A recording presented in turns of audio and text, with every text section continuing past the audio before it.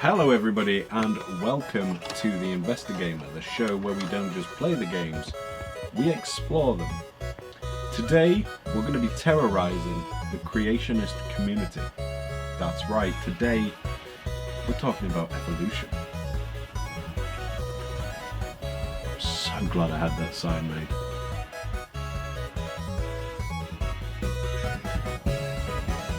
It was such a good price.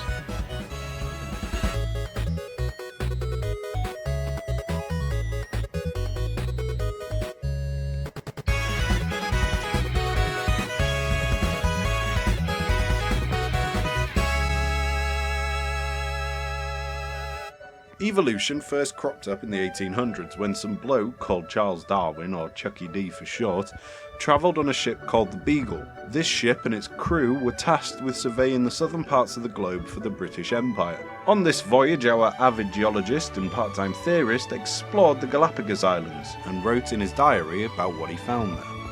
He wrote about the kinds of mockingbirds he found there, and upon doing so realised that different birds from the different islands had varying physical traits depending on the environments they lived in. This led him to write the ye olde bestseller on the origin of species by means of natural selection, or the preservation of favoured races in the struggle for life. I mean, what a catchy title. Now, the idea of evolution has been widely accepted over time. It's captivated many, allowing them all to imagine the sorts of possibilities that evolution could have in store for them down the line.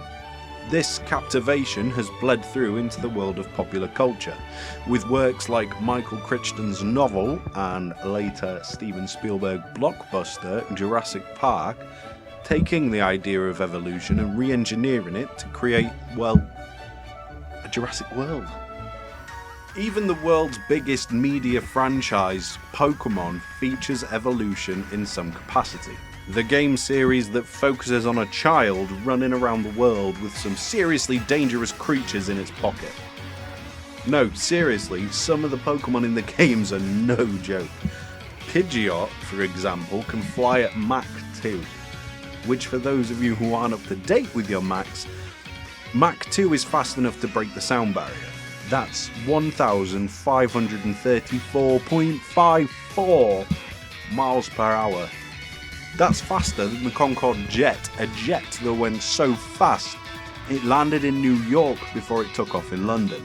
Just think about that the next time you think it's a nuisance to walk back to the nearest Pokemon Center. Fucking Pidgey used fly. It was super effective. But anyway, as I was saying, evolution plays a major part in the Pokemon games, but maybe not in the way that you're thinking.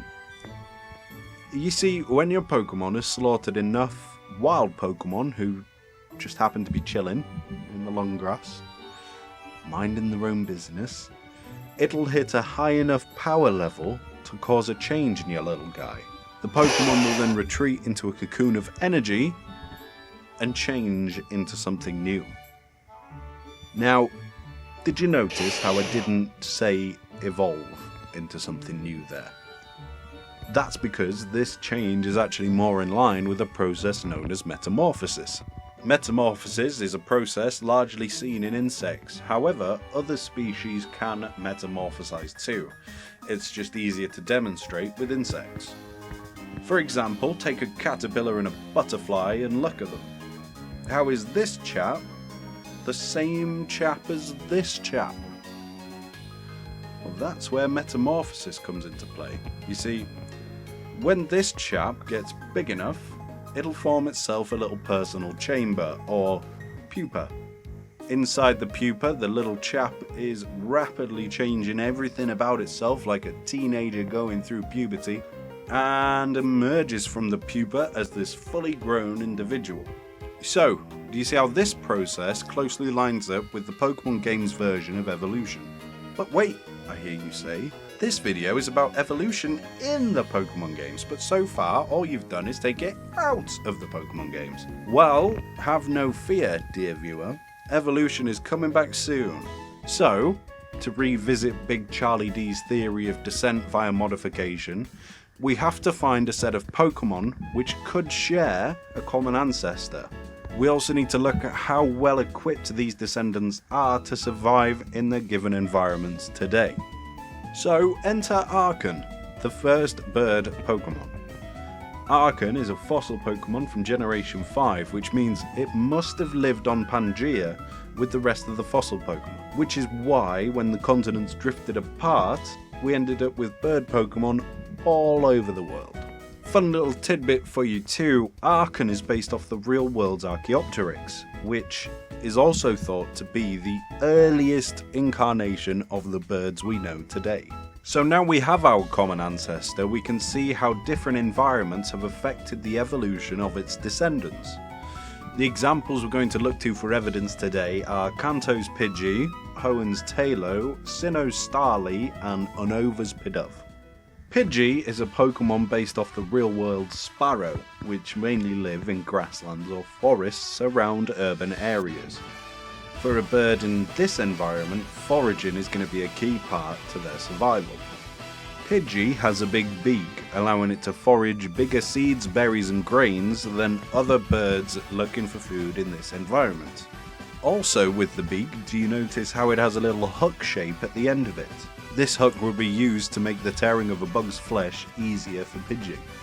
Looking to the feet, you can see the talons on the end of the toes. These are perfect for holding onto something, whether it's a tree branch in the forest or a poor unfortunate caterpie. The foot is also flat and broad, which allows Pidgey to kick up dust, as it is stated to do time and time again in various Pokedexes. Generation 3's Talo is possibly my favourite example of the birds I have to talk about today. Based off the real-world swallow, Talo has a wingspan double the size of its body. To understand why, all we have to do is look at the Hoenn region's geological makeup. You see, the Hoenn region is made up of different islands surrounded by a lot of water. For a bird like Pidgey, this environment would be fatal to live in because you would get tired from flapping your wings all day. You'd therefore fall into the briny abyss and drown. However, the wings that Talo have are bigger, so they can utilise a flying technique called soaring. Soaring allows a bird to fly for long periods of time using thermal updrafts to give them lift instead of flapping their wings. This technique allows them to stay airborne for longer. Talo also have short stubby legs with talons to boot, making perching, roosting and picking up prey much easier. Starly, surprise surprise, is a Pokemon based off the real world Starling, and as a result has a fairly similar build to Talo. However, Starly's wings are relatively a lot smaller than Talo's, rendering the soaring technique that we were talking about before null and void. However, despite being the same height as Talo, Starly is actually 300 grams lighter than it. This means that even though it has to flap more, it has to lift a lot less, allowing them to migrate over longer distances like the real-world Starling. And finally, Pidove. Pidove are a very urbanized, almost domesticated breed of Pokemon. Based off the real-world Pigeon, Pidove have evolved to cohabit with the people living in the cities rather than to fear them. Pidove survive in this environment by appealing to people, making itself look cute, and getting people to pity it. By nature, Pidove aren't very intelligent. This fact, combined with the markings and colorations on their body, cause people to fall in love with this little ball of feathers, usually resulting in people feeding them. This form of evolution that we've talked about so far has been about the adaptation of a species to an environment. But this isn't the only way that evolution has shaped the Pokemon world. After adaptation, coevolution is the most widespread application of evolution, and it is present within some notable examples in the Pokemon world. Mutualism is another form of coevolution, which means that two different species have evolved to have traits that will allow the other creature to benefit in some way from sticking together. Mantine and Remoraid are the very definition of this kind of evolution. Remoraid, based off the real world's Remora, attaches via a little suction cup to the Mantine, where it would proceed to feed off the parasites and dead skin present on the Mantine's body. In return, the sheer size of the Mantine alone will be enough to make Remoraide's predators think twice about attacking. The final forms of coevolution that I could find in the Pokemon games are the varying forms of mimicry, Batesian and Mertensian in particular. Batesian mimicry occurs when one species develops phenotypic traits of another to pose as a more harmful creature. For me, Crawdon and Sharpedo spring to mind. No, well at first glance I'm not surprised, but imagine they're underwater. Now if you look at Crawdon, you'll notice that its upper body is somewhat resemblant of a Sharpedo, with this area on Crawdon resembling this little nugget's mouth in order to ward off predators.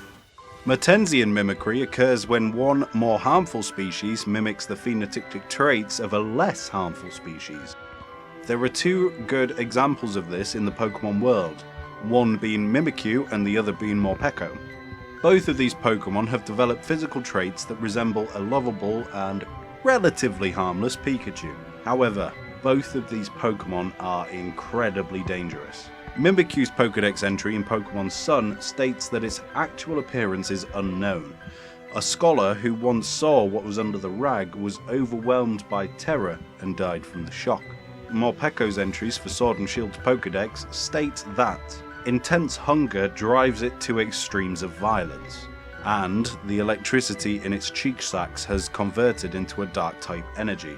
It also states that hunger hormones affect its temperament until its hunger is appeased, it gets up to all manner of evil deeds. These two are two seriously dangerous Pokemon hidden under a layer of pure aww. So, there we are. That's all the examples of actual Darwinian evolution that I could find within the Pokemon games.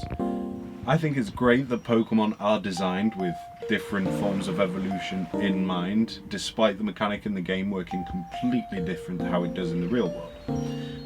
It almost adds this level of meticulous planning to the games, which sort of proves that Game Freak didn't put anything in this game that could be misconstrued in any way.